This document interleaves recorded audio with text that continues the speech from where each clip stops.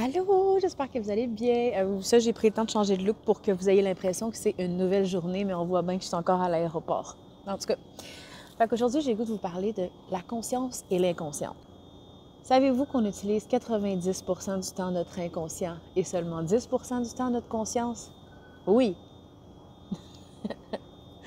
Fait que ça se travaille, OK? Lorsqu'on parle de connecter à son monde intérieur, ça veut aussi dire de connecter à ton monstre intérieur. On vit dans un moment de la vie où est-ce qu'on veut tout avoir facile. Il y a des pilules miracles, des détox un peu partout. On essaie toujours de faire des shortcuts. On veut tout de suite. Gratification instantanée. J'en ai parlé dans l'autre vidéo.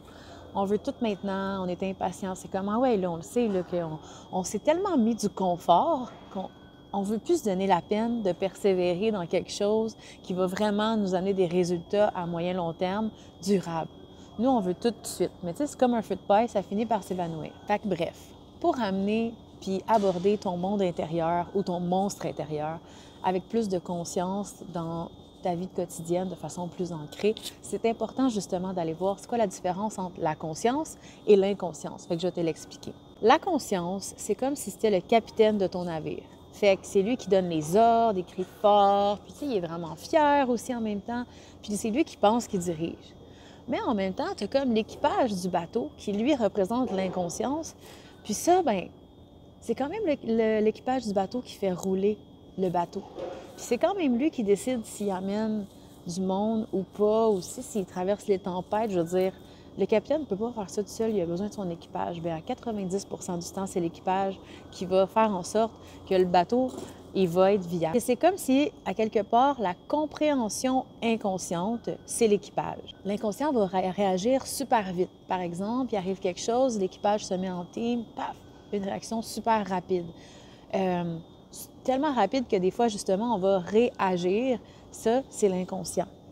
Alors, quand on en prend conscience, ça va être beaucoup plus lent. Si on fait tout avec la conscience, tout va être très lent. On va parler lentement, on va prendre le temps d'observer, puis tout ça.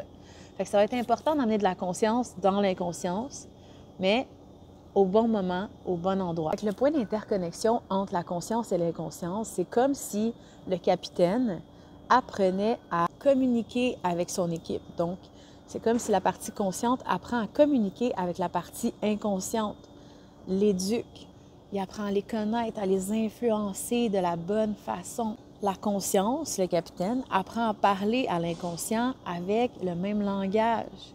Il apprend à avoir sa confiance aussi.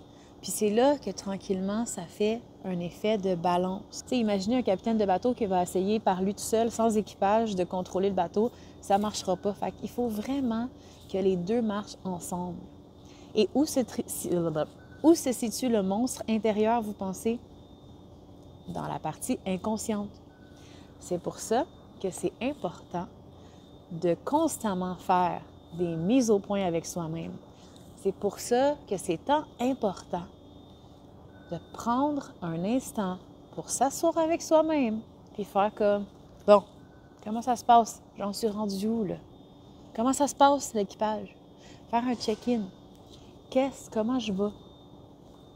Est-ce que je peux t'entendre, petit inconscient? Qu'est-ce qui se passe? Parlons-en. Puis, on prend tellement pas le temps parce qu'on est trop occupé à vouloir tout de suite.